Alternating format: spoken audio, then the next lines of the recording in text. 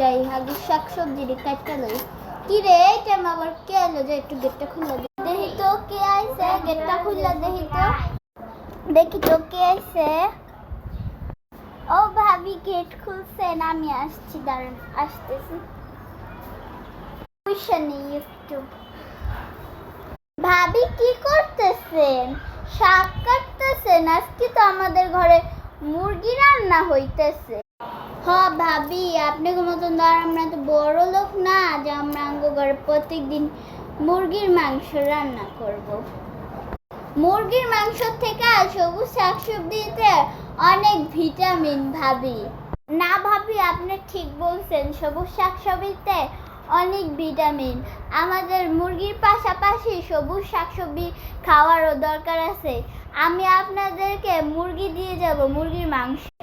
ভাবি আমার শাকসবজি রান্না হলে আমি আপনাকেও সবজি যেগুলি রান্না করছি সেগুলি পাঠাবনি।